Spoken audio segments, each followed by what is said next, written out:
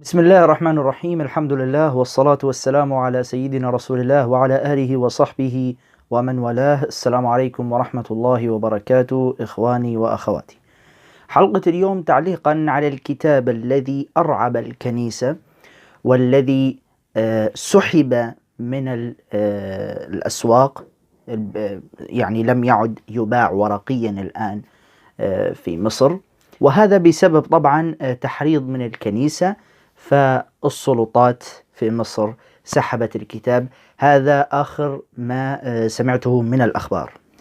قبل عدة أسابيع نشر في معرض الكتاب وأصبح يباع في الأسواق كتاب بعنوان كتاب نقد التقليد الكنسي، الكنيسة المصرية نموذجا. والكتاب من تأليف الأستاذ محمد هنداوي الأزهري، المشرف العام على كلية الدعوة الإسلامية في النرويج، يعني هو مقيم في النرويج. وقدم لهذا الكتاب ثلاثة من المتخصصين. الأول هو الدكتور عبد الرحمن، والثاني الدكتور سامي، الدكتور سامي عامري، طبعا غني عن التعريف. والثالث هو الأستاذ علي الريس، باحث ومحاضر في مقارنة الأديان. طبعا الأستاذ علي الريس أنا يعني قرأته عدة كتب، شخص ممتاز جدا، أنصحكم بقراءة كتبه، وهي الكتب كتبه متوفرة على الإنترنت، منها كتاب الحروب المقدسة، وفي عدة كتب أخرى يعني جميلة. وطبعا الدكتور سامي عامري غني عن التعريف من حيث تأليف الكتب، يعني يعتبر هو حاليا من أكثر من يؤلف الكتب ما شاء الله. الدكتور الثالث حقيقة لا أعرفه. على كل حال، الكتاب يتناول نقد التقليد الكنسي. التقليد الكنسي هو يعتبر المصدر الثاني عند الكنائس التقليدية، اللي هي الكنائس الأرثوذكسية والكنائس الكاثوليكية. عندهم الكتاب المقدس، هذا على أساس يعني الوحي وهكذا، وعندهم التقليد اللي هو على أساس يعني أعمال الرسل، أفعال تلاميذ المسيح وتلاميذ تلاميذ المسيح، وهكذا بهذا النظام حتى عصر الآباء في القرن الأول والثاني والثالث والرابع وما بعده. والمجامع الكنسية الكبرى المسكونية زي مجمع القسطنطينية، مجمع أفسس، وغيرها من المجامع التي تعتبر مصادر للتشريع عند النصارى. هذا هو التقليد باختصار عند النصارى، وإن كان طبعا مش عند كل النصارى، عند الكنائس التقليدية فقط، اللي هي الكنيسة الكاثوليكية والكنيسة الأرثوذكسية. في الكنيسة البروتستانتية بالعكس، هذه تحارب أصلا التقليد ولا تعتبره أصلا مصدرا ولا شيء. وهذا ما سنتحدث عنه الآن جعل الكنيسة الأرثوذكسية تشك أن هذا الكتاب من تأليف الكنيسة البروتستانتية أو أعداء التقليد يعني، وهكذا. واعتبروا أن هذا المؤلف الدكتور الأزهري مجرد يعني مظهر فقط، لكن اللي من الداخل ليس هو. طبعا كلام يعني فارغ حقيقة. طيب ماذا يتناول هذا الكتاب؟ أنا حقيقة هذا الكتاب قرأت منه إلى الآن أكثر من 200 صفحة، لم أكمله بعد، وأنا يعني أقوم بقراءته إلى الآن، إن شاء الله سأكمله. طبعا الكنيسة المصرية أول ما سمعت بنشر الكتاب هذا مباشرة خرج القساوسة يهاجمون هذا الكتاب. طبعا في صفحة نصرانية اسمها إصرار مستميت أميرة نجيب، هذه يعني صفحة لنصرانية متعصبة للكنيسة المصرية الأرثوذكسية، نشرت عدة تصريحات وفيديوهات لقساوسة يهاجمون هذا الكتاب ويهددون صراحة مصر ويهددون السلطات في مصر إن لم تسحبوا هذا الكتاب بالمصري هنولعها. هم طبعا قالوا حتحدث فتنة طائفية. يا ساتر يا ستير يا رب، لماذا الفتنة الطائفية؟ يعني الكتاب لا فيه سب ولا شيء، وسنعرض لكم يعني ماذا يوجد في الكتاب. لكن هؤلاء ما يرعبهم هو الردود العلمية فقط.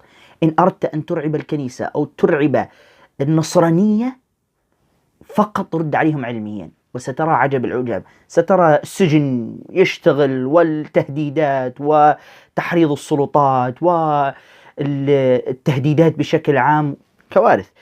طيب ماذا نشرت هذه الصفحة التي هي إصرار مستميت؟ نشرت هذا أول تصريح اللي هو هذا المتحدث القمص أنجيلوس جرجس يقول: نشكر أجهزة الدولة في سحب كتاب يسيء إلى الكنيسة والمسيحية، ويظن الكاتب ويظن من مثله أن مثل هذه الأوراق يمكنها التأثير على إيمان الأقباط، ومع هذا سنرد على ما حوته تلك الصفحات. طيب بما أنك أنت سترد على ما حوته تلك الصفحات، لماذا لجأت إلى أجهزة الدولة والسلطات وحرضتم الدولة على سحب الكتاب ما دام أنتم قادرين على الرد؟ طبعا إلى الآن ما فيش رد ولا هذا الشخص رد، بس يعني كلام ظاهر احنا سنرد وهكذا، حتى لا يعني الناس يقولوا أنتم عجزتم على الرد العلمي وهكذا فلجأتم إلى القوة، قوة الدولة وهكذا. هذا التصريح الأول لهذا القمص. وطبعا نشرت هذه الصفحة فيديو آخر لواحد اسمه الأنبا أغاثون الأسقف، كاتب تحت عنوان الأسقف الوحيد الذي تصدى لكل هرطقة وكل هجوم إلى آخره. طبعا هذا الأنبا أغاثون هذا مصدوم من الكتاب لدرجة قال إن هذا الكتاب ليس من تأليف المسلمين. لماذا؟ قال كمية المعلومات التي فيه لا يمكن أن تصدر من مسلم. مسكين مش عارف إن احنا كمسلمين أصلا أو المتخصصين من المسلمين يعرفون كتابه وتقليده وكتب علماءه وتفسيره أكثر منه هو. والله العظيم لو هذا الشخص الأنبا أغاثون هذا ناظر متخصصا مسلما سيخرجه أمام العالم أجهل الجهلاء، ويعلمه التقليد الكنسي الحقيقي ويعلمه دينه وكتابه. لكن يبدو أن الأنبا أغاثون هذا ما زال يعيش في العصر الحجري، لا يعلم أن الآن مناظرات المسلمين والنصارى يعني بلغت الآفاق، وفضائح النصارى في المناظرات يعرفها القاسي والداني.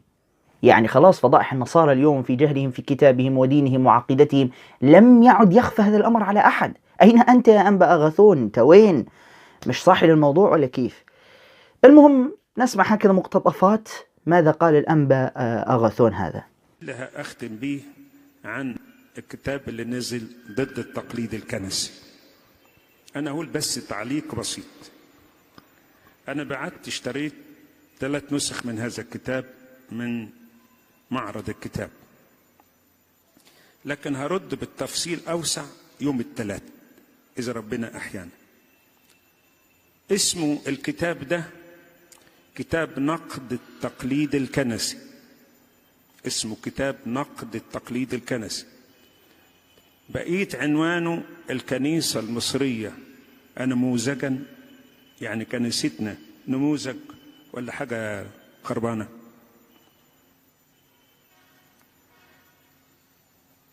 حسب اللي مكتوب على الكتاب، اللي ألف الكتاب واحد اسمه محمد هنداوي الأزهري. مكتوب على الكتاب على وظيفة هذا الأستاذ أو هذا الأخ المشرف العام على الأكاديمية الإسلامية في النرويج، يعني ده في النرويج، وطبع في مطبعة اسمها دار اللؤلؤة للنشر والتوزيع في المنصورة مصر. واخد أرقام يعني من دار الكتب. الطبعة الأولى واخدة 1442 لسنة 2021. طبع التاريخ اللي أذكره ده ذكروا اللي بيقول عليه مؤلف بتاريخ 1/7/2021. واخد رقم إيداع، واخد ترقيم دولي، رقم الإيداع 17792 اللي سنة 2021. الترقيم الدولي لو خدناه من الشمال 978 شرطة 972 شرطة 99 7 شرطة 170 شرطة 4. في ناس عاملين له تقديم برضو من الإخوة المسلمين 3 موجودين على جلدة الكتاب وجوه. أول واحد عامل له تقديم الدكتور عبد الرحمن جيرة، أستاذ الدعوة والثقافة الإسلامية ووكيل أصول الدين والدعوة بالقاهرة سابقا. الثاني الدكتور سامي عمري المشرف على مبادرة البحث العلمي للمذاهب المعاصرة والأديان. الثالث والأخير الأستاذ علي الريس باحث ومحاضر في مقارنة الأديان. رأيي في هذا الكتاب: هذا الكتاب لم يكتبوه هؤلاء المسلمين خالص، لسببين.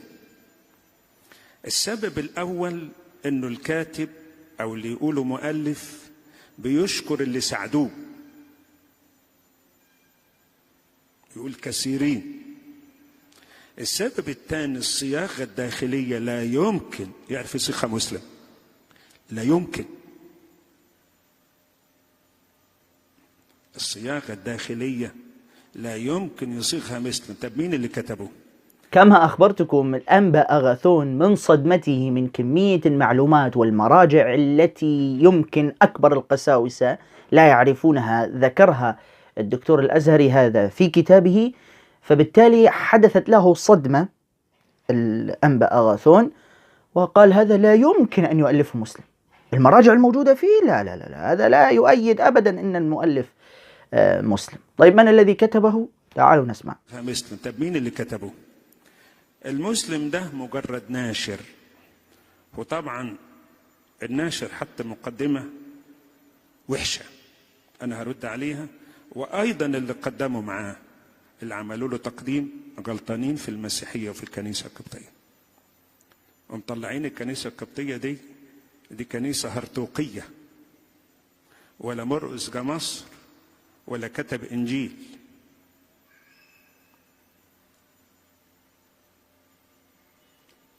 يبقى أمال مين اللي كتب؟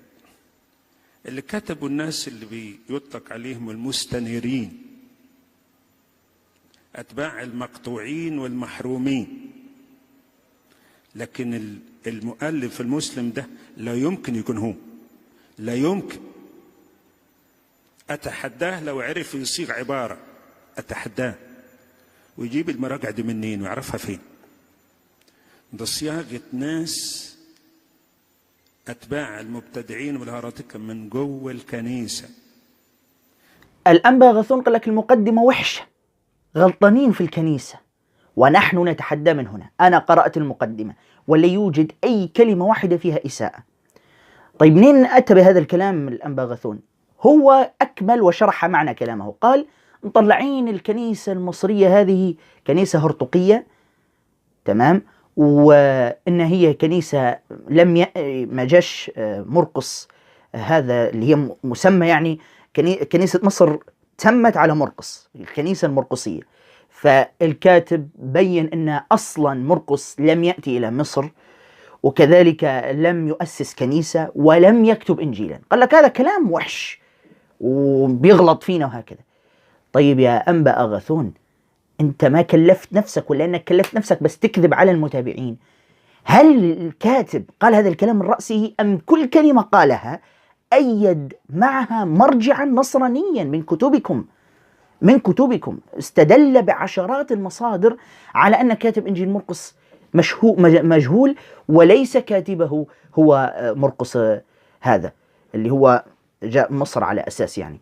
وكذلك بين أن الكنيسة المصرية هرطقية بمعاييركم التي وضعتموها. هو ما قال هكذا من رأسه، لا، هو أتى بمعاييركم أنتم وطبقها على كنيستكم، فكانت النتيجة أنكم كنيسة هرطقية.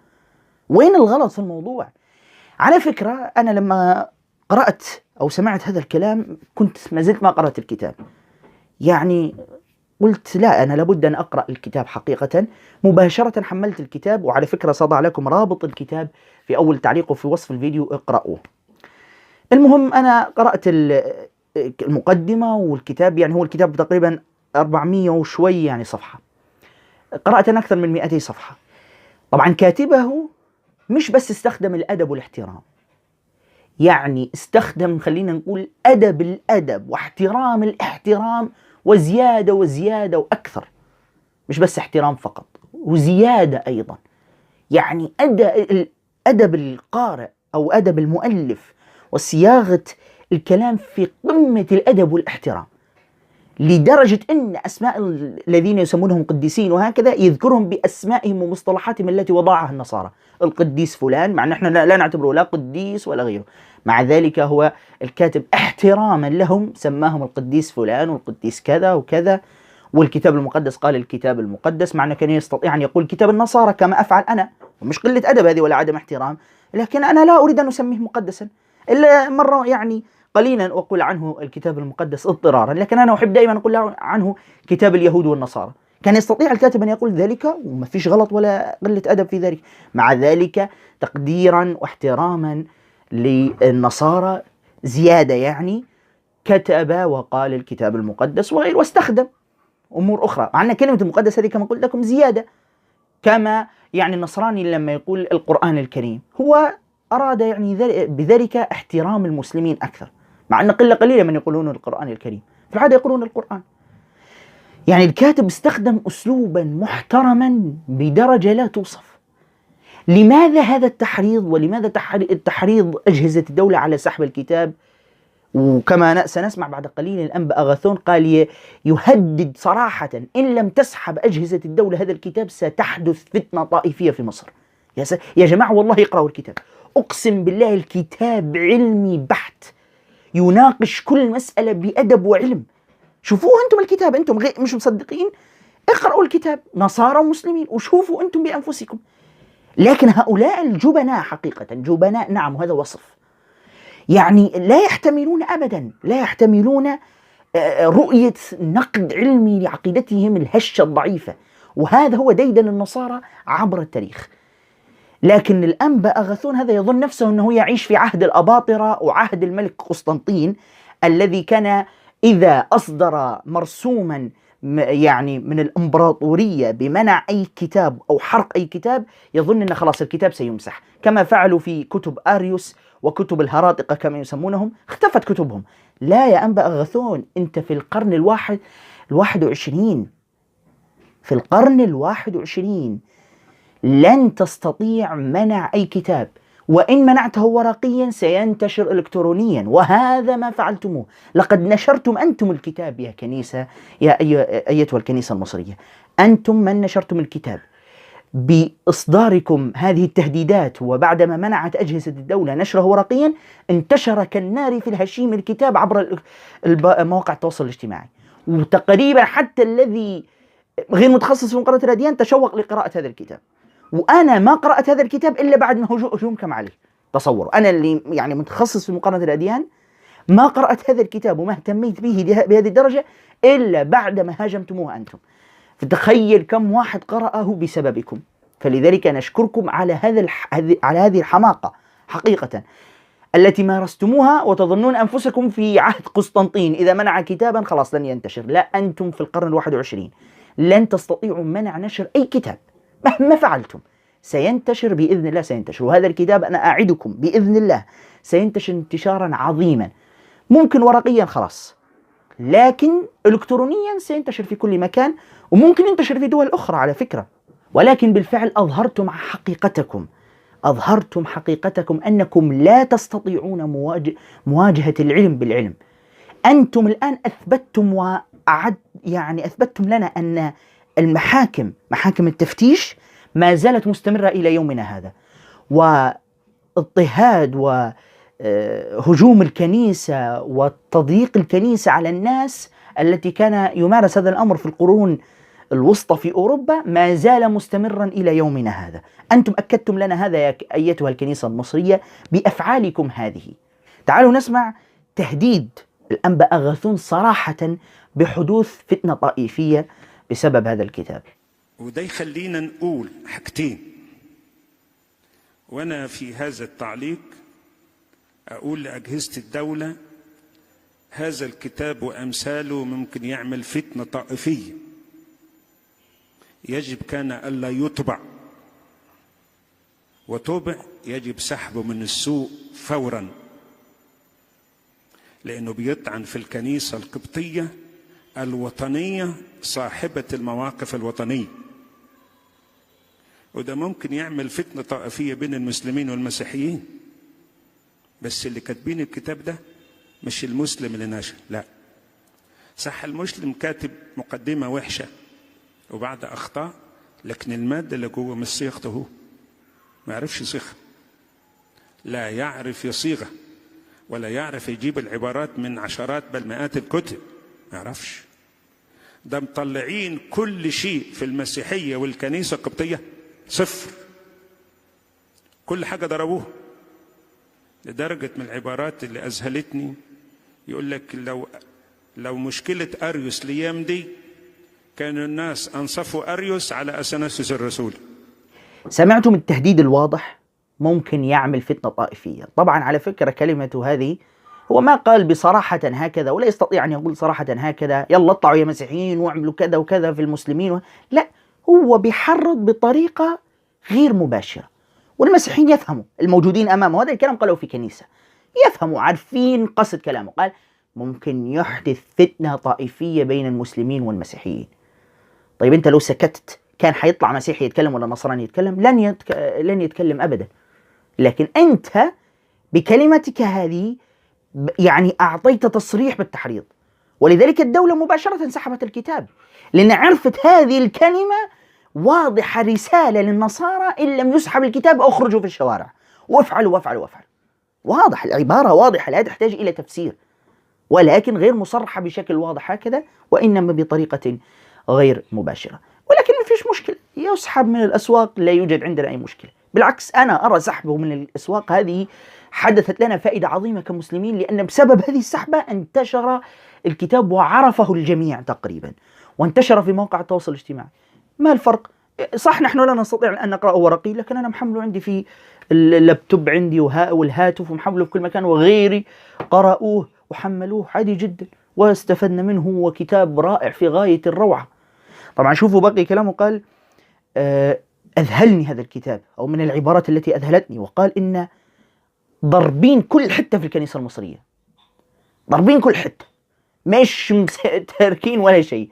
طبعا إنه كتاب علمي بين وفضح الكنيسة الأرثوذكسية والتقليد المزعوم هذا، التقليد الخرافي حقيقة. بين إن هذا تقليد خرافي، وبين إنه بالأدلة والبراهين، بس هؤلاء كما قلت لكم أعداء الدليل والبرهان، ولذلك اعترضوا على هذا.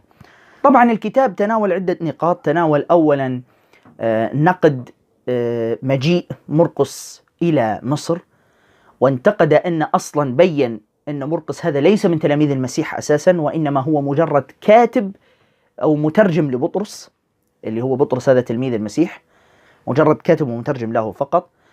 وأن مرقس بالدليل والبرهان لم يكتب الإنجيل أصلا كما تزعم وتكذب الكنيسة المصرية. كذلك بين يعني تهافت ما يسمى بالتقليد هذا، وبين يعني أنه هو حقيقة خرافة، وبين أن الكنيسة المصرية هرطقية بمعاييرها التي وضعتها، وغيرها من الأمور. الكتاب مهم جدا، ويعني أي نعم هو فيه بعض المصطلحات الصعبة شوية لغير المتخصصين، لكن معظمه سهل. لكن أنا أنصحكم بالفعل بقراءته. هذا تعليقي عليه، وأشكركم على حسن الاستماع. السلام عليكم ورحمة الله وبركاته.